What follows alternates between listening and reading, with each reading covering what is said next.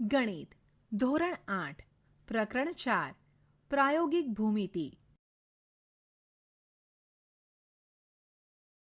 પ્રાસ્તાવિક. અગાઉના ધોરણમાં આપણે ત્રિકોણ કેવી રીતે દોરવો તે શીખી ગયા છીએ. ત્રિકોણને 3 ખૂણા અને 3 બાજુઓ હોય છે. કોઈ પણ નિશ્ચિત ત્રિકોણ દોરવા માટે આપણી પાસે 3 ખૂણા અને 3 બાજુઓમાંથી કોઈ પણ 3ના માપ હોવા જરૂરી છે. આમ નિશ્ચિત ત્રિકોણ દોરવા માટે 3 માપ પૂરતા છે. તો હવે આપણને સહજ પ્રશ્ન થશે, શું એક 4 બાજુવાળી બંધ આકૃતિ એટલે કે ચતુષ્કોણને દોરવા માટે 4 માપ પૂરતા છે? ચતુષ્કોણને દોરવા માટે 4 માપ પૂરતા છે ચકાસવા એક પ્રવૃત્તિ કરીએ.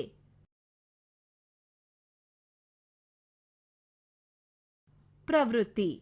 10 સેન્ટીમીટર લંબાઈની સળીઓની એક જોડ લો. સળીઓની બીજી જોડ 8 સેન્ટીમીટર લંબાઈની લો. હવે આકૃતિમાં દર્શાવ્યા મુજબ ચારેય સળીઓને જોડી એક લંબચોરસ બનાવો કે જેની લંબાઈ 10 સેન્ટીમીટર અને પહોળાઈ 8 સેન્ટીમીટર હોય. આ લંબચોરસ આપેલા 4 માપથી બનાવવામાં આવ્યો છે. હવે લંબચોરસના પાયા BCને ડાબી બાજુ ખસેડો જેથી આ પ્રમાણેની આકૃતિ જોવા મળશે. શું આ આકાર લંબચોરસ છે? ના. તમે જોઈ શકો છો કે લંબચોરસ હવે સમાંતર બાજુ ચતુષ્કોણ બની ચૂક્યો છે. શું આપણે સળીઓની લંબાઈમાં કોઈ ફેરફાર કર્યો? ના. બાજુના માપ જેમના તેમ જ છે. તેમાં કશો ફેરફાર કરેલ નથી. હવે ચતુષ્કોણ ABCDના પાયા BCને વિરુદ્ધ દિશામાં ખસેડો. હવે તમને કેવો આકાર જોવા મળે છે?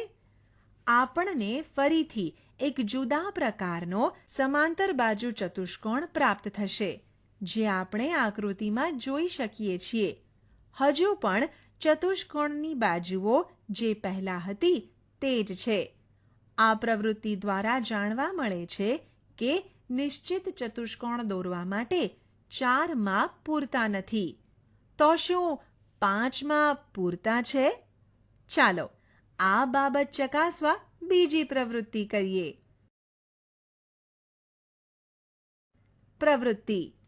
ફરીથી આપણે 10 સેન્ટીમીટર લંબાઈની 2 સળીઓ અને 8 સેન્ટીમીટર લંબાઈની 2 સળીઓનો ઉપયોગ કરી એક લંબચોરસ બનાવીશું. હવે બીડી લંબાઈની એક સળીને આકૃતિમાં દર્શાવ્યા મુજબ B અને D સાથે જોડીશું.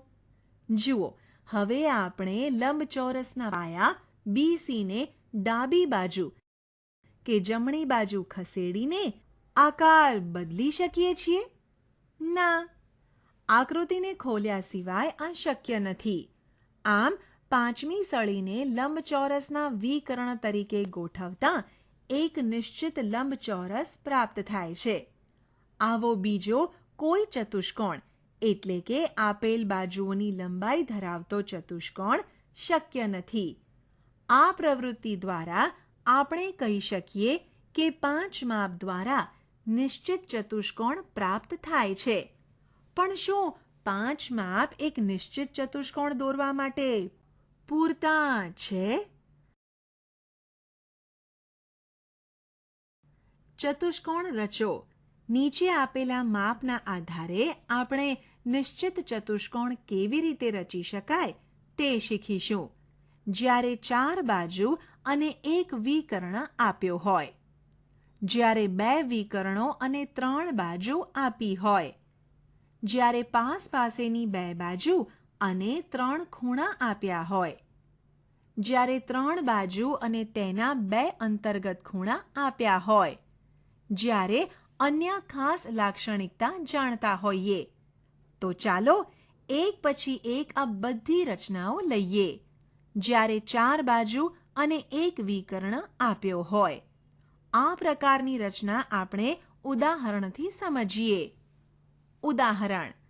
ચતુષ્કોણ PQRS રચો જ્યાં PQ = 4 centimetre QR is equal to 6 centimetre, RS is equal to 5 centimetre અને PR is equal to 7 centimetre. ઉકેલ. સૌપ્રથમ આપણે ચતુષ્કોણની કાચી આકૃતિ આ રીતે દોરીશું. કાચી આકૃતિ આપણને ચતુષ્કોણ સમજવામાં ઉપયોગી થશે. આપણે પહેલા ચતુષ્કોણને દોરી અને પછી નામ નિર્દેશન કરીશું. ચતુષ્કોણ રચવા માટેના સોપાનો. સોપાન 1. કાચી આકૃતિ પરથી આપણે જોઈ શકીએ છીએ કે બા રચનાની શરત મુજબ આપણે ત્રિકોણ PQR રચી શકીએ. આ પ્રમાણે ત્રિકોણ PQR રચો. સોપાન 2. હવે આપણે ચોથું બિંદુ S દર્શાવીશું. આ બિંદુ S એ PR ની સાપેક્ષે Qની વિરુદ્ધ દિશામાં દર્શાવીશું. આ માટે આપણી પાસે બે માપ છે. બિંદુ S એ બિંદુ P થી 5.5 સેન્ટીમીટર દૂર છે.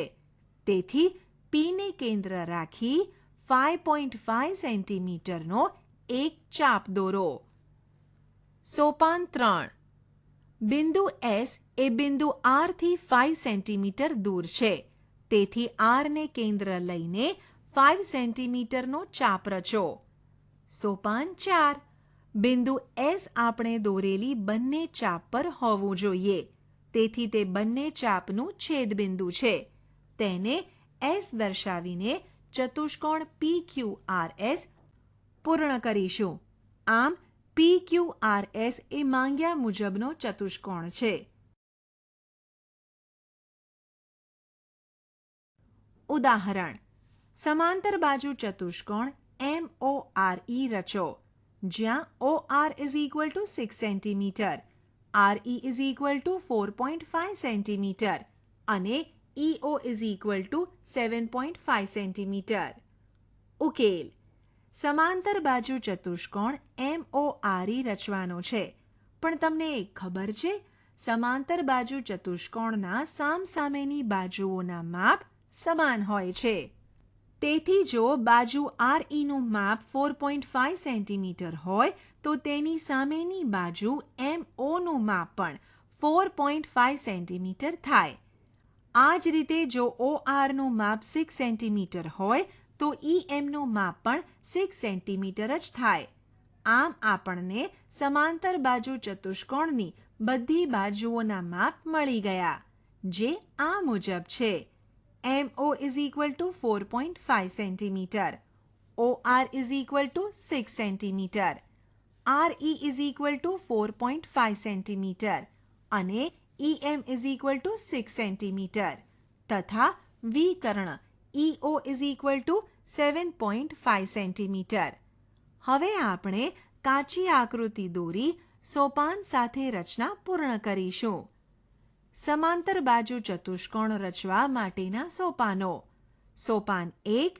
કાચી આકૃતિ પરથી આપણે સરળતાથી જોઈ શકીએ છીએ કે બા રચનાની શરત મુજબ આપણે ત્રિકોણ ERO રચી શકીએ. આ પ્રમાણે ત્રિકોણ ERO રચો. સોપાન 2. હવે આપણે ચોથું બિંદુ M દર્શાવીશું. આ બિંદુ M એ EO ની સાપેક્ષે R ની વિરુદ્ધ દિશામાં દર્શાવીશું. આ માટે આપણી પાસે બે માપ છે. બિંદુ M એ બિંદુ E થી 6 સેન્ટીમીટર દૂર છે. તેથી E ને કેન્દ્ર રાખી 6 સેન્ટીમીટરનો એક ચાપ દોરો. સોપાન 3. બિંદુ M એ બિંદુ O થી 4.5 સેન્ટીમીટર દૂર છે. તેથી O ને કેન્દ્ર લઈને 4.5 સેન્ટીમીટરનો ચાપ રચો. સોપાન 4. બિંદુ M આપણે દોરેલી બંને ચાપ પર હોવું જોઈએ. તેથી તે બંને ચાપનું છેદબિંદુ છે. તેને M દર્શાવીને સમાંતર બાજુ ચતુષ્કોણ MORE પૂર્ણ કરીશું. આ MORE એ માંગ્યા મુજબનો સમાંતર બાજુ ચતુષ્કોણ છે. જ્યારે બે વિકર્ણો અને 3 બાજુ આપી હોય. જ્યારે 4 બાજુ અને એક વિકર્ણ આપ્યા હોય ત્યારે આપણે આપેલી માહિતી પરથી પહેલા ત્રિકોણ દોરીએ છીએ અને પછી ચોથું બિંદુ દર્શાવવાનો પ્રયત્ન કરીએ છીએ. એ જ રીતનો ઉપયોગ આપણે અહીંયા કરીશું. ઉદાહરણ: ચતુષ્કોણ ABCD રચો, જ્યાં BC = 4.5 centimetre, AD = 5.5 centimetre, CD = 5 centimetre, વિકર્ણ AC = 5.5 સેન્ટીમીટર અને વિકર્ણ BD = 7 સેન્ટીમીટર. ઉકેલ: સૌપ્રથમ ચતુષ્કોણ ABCDની કાચી આકૃતિ દોરીશું. કાચી આકૃતિ પરથી આપણે સરળતાથી કહી શકીએ કે ત્રિકોણ ACD પ્રથમ દોરવો શક્ય છે. સોપાન 1. બા રચનાના આધારે ત્રિકોણ ACD રચીશું. સોપાન 2. D ને કેન્દ્ર રાખી 7 સેન્ટીમીટર ત્રિજ્યાનો એક ચાપ રચો. સોપાન 3. C ને કેન્દ્ર રાખી 4.5 સેન્ટીમીટર ત્રિજ્યાનો એક ચાપ રચો. સોપાન 4. હવે આ બંને ચાપ જ્યાં છેદે ત્યાં બિંદુ B વડે દર્શાવીને ABCD પૂર્ણ કરો. આમ ABCD એ માંગ્યા મુજબનો ચતુષ્કોણ છે. જ્યારે પાસેની બે બાજુ અને 3 ખૂણા જાણતા હોઈએ. આ પ્રકારની રચના આપણે ઉદાહરણથી સમજીશું. ઉદાહરણ: ચતુષ્કોણ MIST રચો, જ્યાં MI = 3.5 સેન્ટીમીટર, IS = 6.5 સેન્ટીમીટર, ખૂણો M = 75 ડિગ્રી, ખૂણો I = 105 ડિગ્રી અને ખૂણો S = 120 ડિગ્રી. ઉકેલ: કાચી આકૃતિ દ્વારા ચતુષ્કોણ MIST દર્શાવેલ છે, જે આપણને રચનાના સોપાનો નક્કી કરવામાં ઉપયોગી થશે. સોપાન 1. 3.5 સેન્ટીમીટર લંબાઈનો રેખાખંડ MI રચ્યા બાદ I બિંદુ પાસે ખૂણો MIX = 105 ડિગ્રી રચો. સોપાન 2. કિરણ IX પર બિંદુ S એવું રચો કે જેથી રેખાખંડ IS = 6.5 સેન્ટીમીટર થાય. ત્યારબાદ બિંદુ S પાસે ખૂણો ISY = 120 ડિગ્રી રચો. સોપાન 3. બિંદુ M પાસે ખૂણો IMZ = 75 ડિગ્રી રચો. કિરણ SY અને MZ એકબીજાને જ્યાં છેદે ત્યાં બિંદુને T વડે દર્શાવો. આ રીતે આપણને માંગ્યા મુજબનો ચતુષ્કોણ MIST પ્રાપ્ત થશે.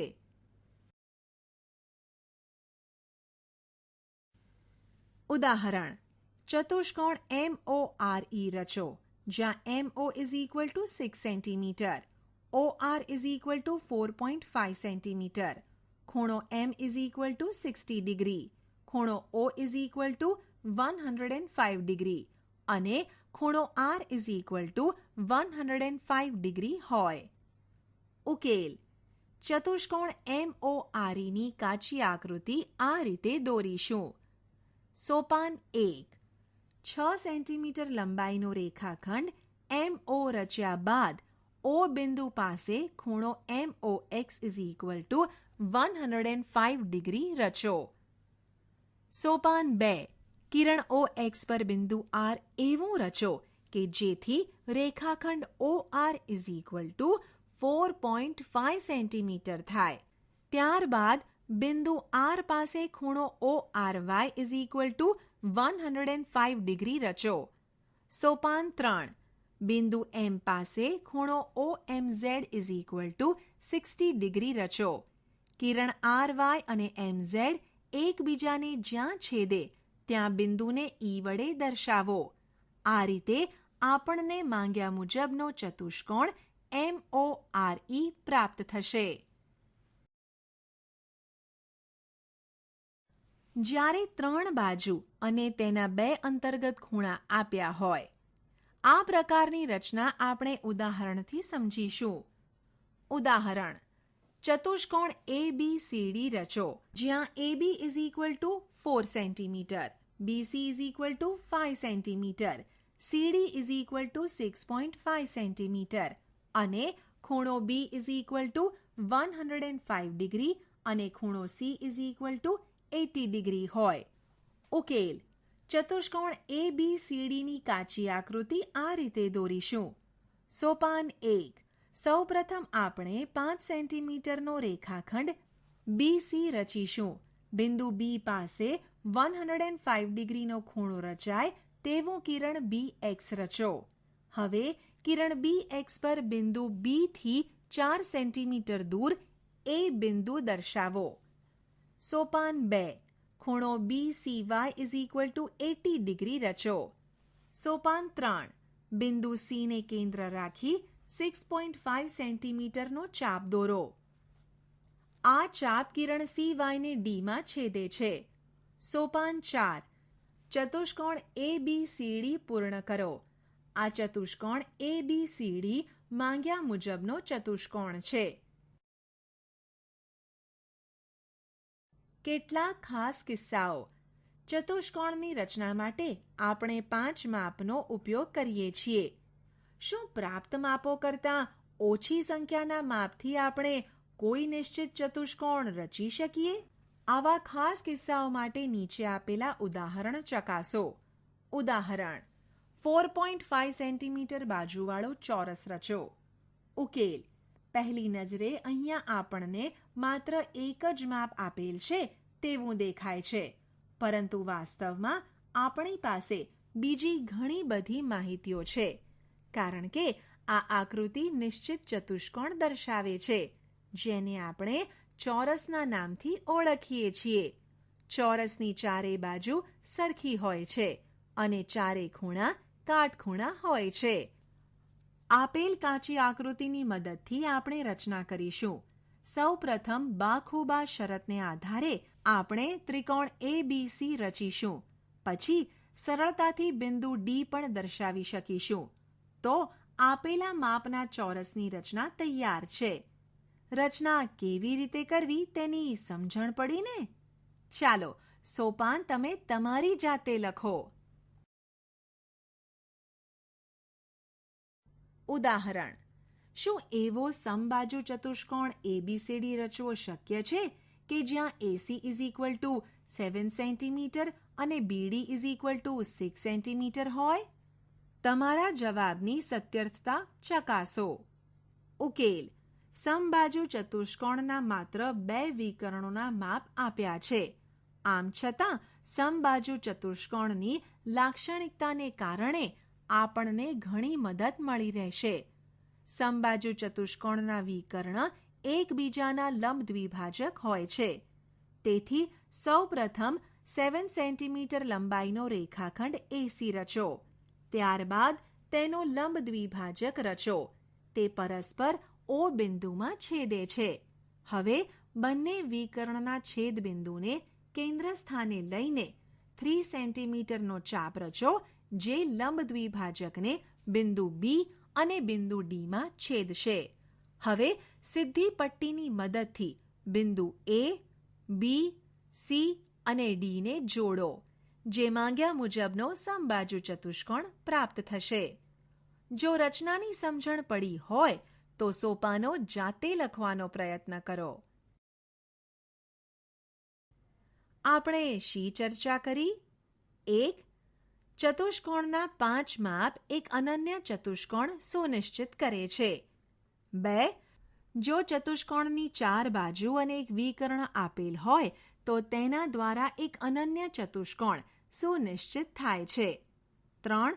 જો ચતુષ્કોણના 2 વિકર્ણ અને 3 બાજુઓ જાણતા હોઈએ તો એક અનન્ય ચતુષ્કોણ સુનિશ્ચિત થાય.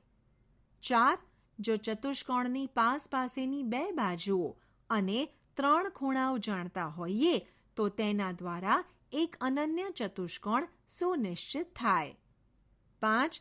જો 3 બાજુઓ અને તેમાં 2 અંતર્ગત ખૂણાઓ આપ્યા હોય તો એક અનન્ય ચતુષ્કોણ સુનિશ્ચિત થાય. આશા છે કે તમને આ ઈ લર્નિંગ મોડ્યુલમાં મજા આવી હશે. આભાર.